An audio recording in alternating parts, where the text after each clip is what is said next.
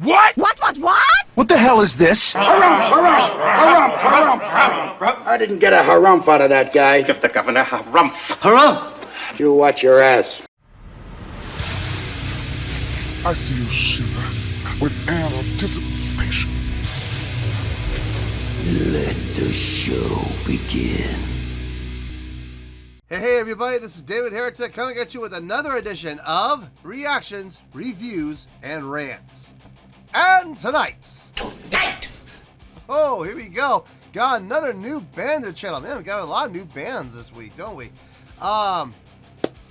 This comes as a request from Goranga PL and Majestic Morpheus. They both wanted to watch me react to this new band called Unlucky Morpheus with a song called Black Pentagram. Now, to the best of my knowledge, I've never heard this song. I've never even heard of this band before.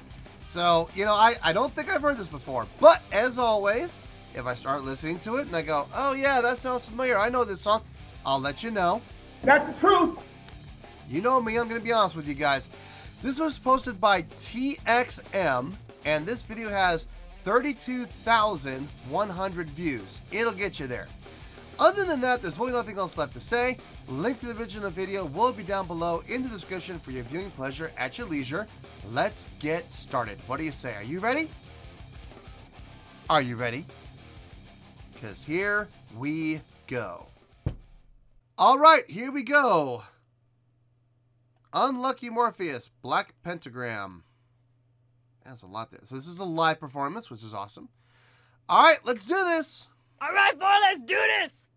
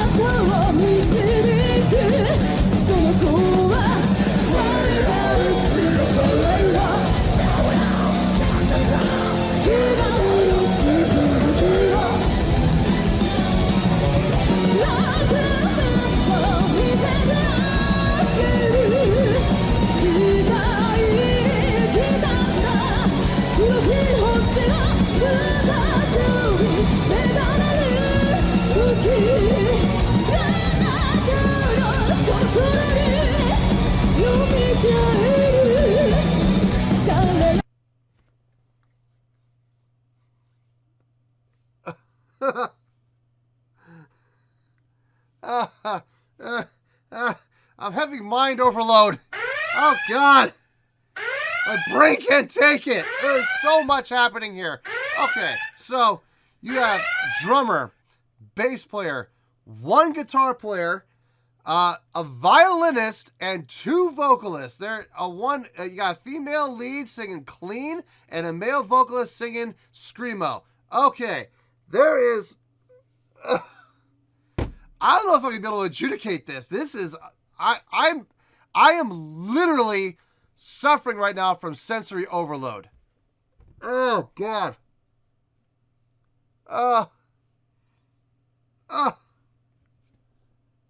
Okay. I'm gonna be okay. All right. I need to take a moment to digest everything. Bro, you need to chill out, man. Okay. Okay.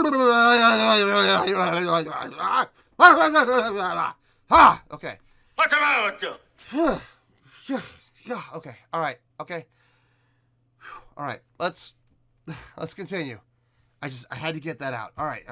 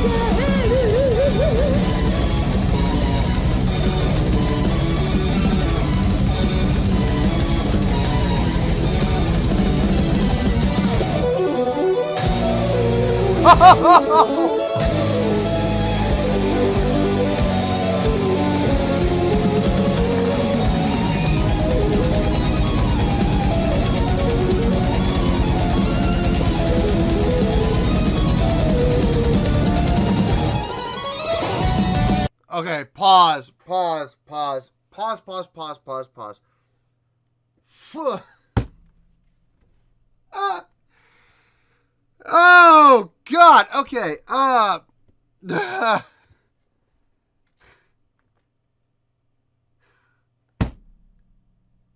don't even know where to start. You know what? I'm not going to start. We're going to get through this. We're going to get through this, and I'm going to give all my thoughts at the end. Okay? I'm not going to give any thoughts right now because, to be perfectly honest with you, I can't right now. I just can't. I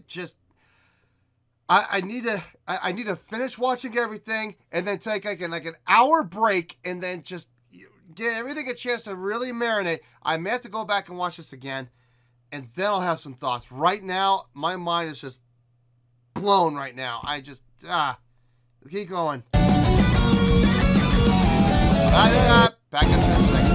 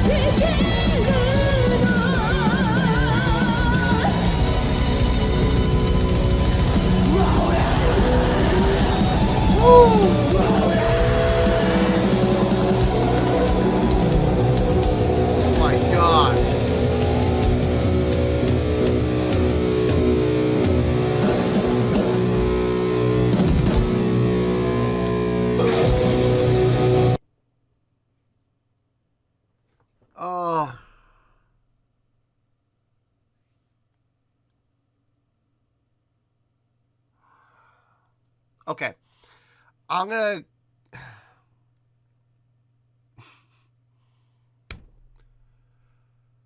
to take about 20 minutes to absorb what I've seen. I'm going to go back and watch this again, take another 20 minutes, and then I'm going to come back with my thoughts. Just give me an hour. I'll be back.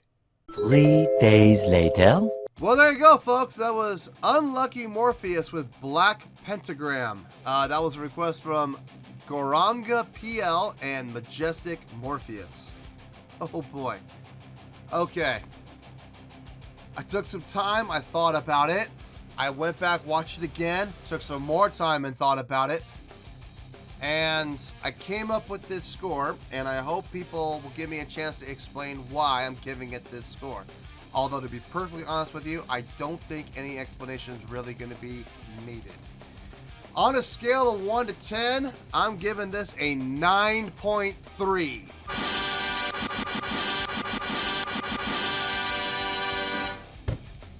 Yep, 9.3. I feel great with that score. Let me tell you why. Why? This song was...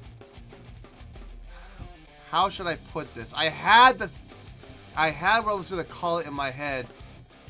Oh, yes. Okay, this is what it was. Beautiful Chaos. That was this song. Beautiful Chaos. This song was so chaotic. There were so many elements. There were so many changes. Not so much in key changes, but from a standpoint of feel and subdivisions. Tempo never changed. Here's the thing that's crazy about this. The tempo never changed. The tempo maintained the same. It was the same all the way through. But the feel of the song was constantly changing. We had straight time. We had half time. Then it would go back to straight time, up into double time, back down to half time, back up to straight time, back to half time, up to double time, back to regular time, back up to double time, back down to half time. It was all over the place, but the tempo never changed. The tempo never stopped. There was no deviation. I love it when songs do that. I love it when songs are able to take a straight tempo and mess around with the feels in a way that changes the feel of the song without changing the actual tempo. Great, great job from the band. That's from an arranging and songwriting standpoint. Beautiful. Chordally, from a chordally structure standpoint, they never really changed keys. So, I mean, they did translate or transition up into a different key briefly at certain points, but they would always come right back within like 4 measures back to, you know, the original key. So was there any actual key change? Not really. But there were some quick deviations just to get your attention and then go right back in. Nothing wrong with that at all. Musicianship. Holy smokes. Every instrument got a chance to showcase a little bit, other than the bass player. The bass player really didn't get a chance to show off a whole lot, but you know what? They don't need to. His job it's far more important from a bass playing standpoint. It's far more important that he sit in the pocket and stay locked in with the drummer, which he did, and he helped fill out the bottom. Perfect. Is exactly what he needed to do. Can he do more? I have a feeling he can. I have that feeling. Guitar player. Shredder, absolute shredder. The guy knows how to play without question. In my opinion, this is just me talking, okay? I can't believe I'm gonna say this. I think he might have overdone it just a little bit. I don't get me wrong. I loved everything he did. I do love everything he played. I just feel like some of it was a little overplayed.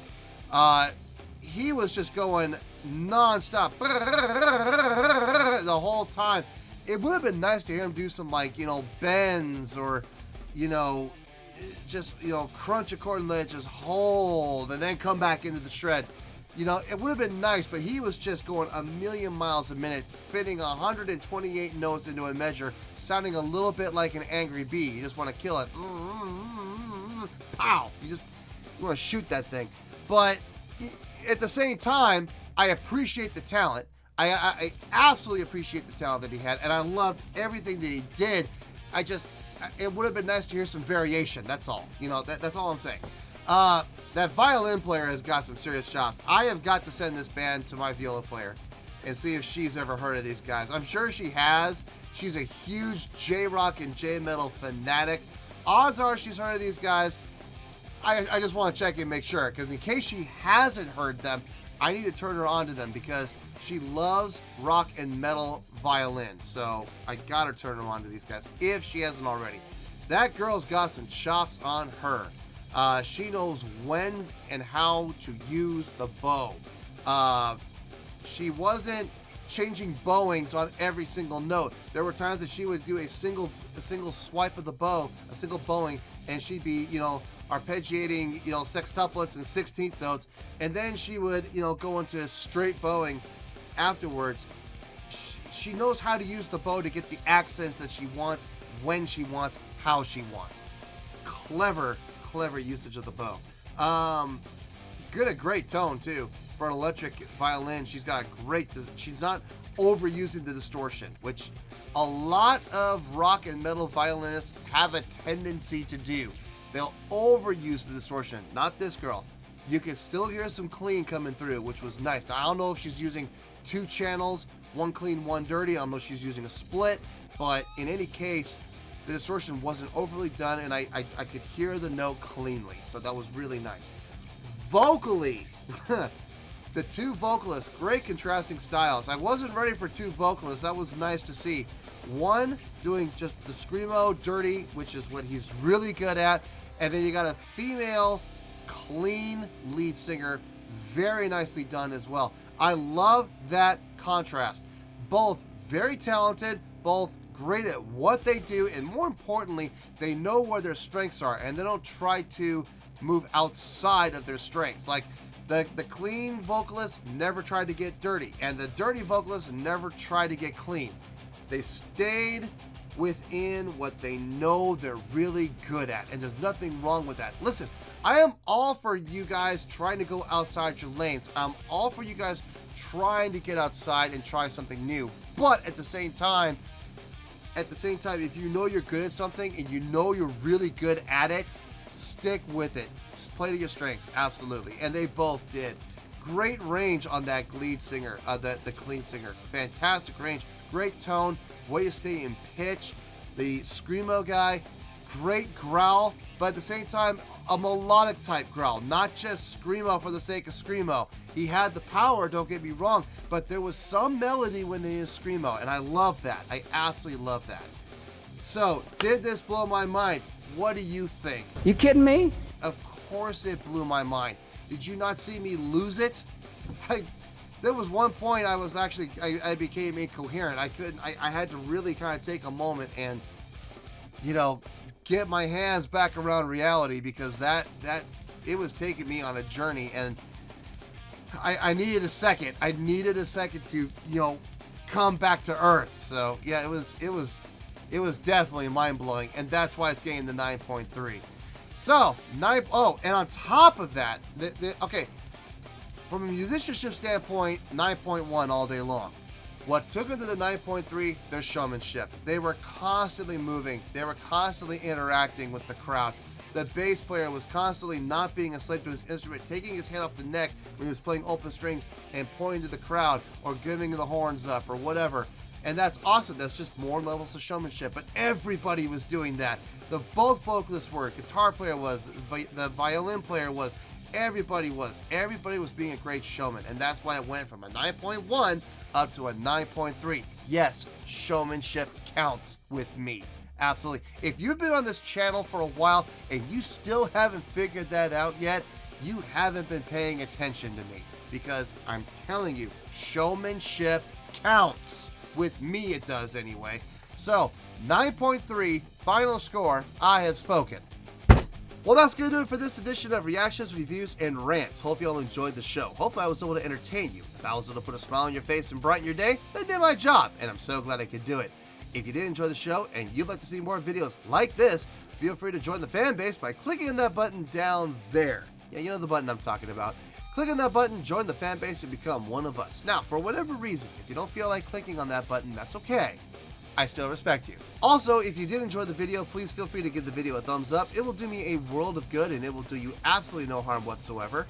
Finally, if you guys do join the fan base, you will find a bell down there that you can click on. By clicking on that bell, it'll keep you up to date on everything happening with this channel, including when new content gets dropped. So, if you want to stay in the know, click on the bell, and you'll stay in the know. Well, that's going to do it for the night, folks. Until next time, this is David Heretic signing off, reminding you to stay fabulous and support each other. Later. Peace.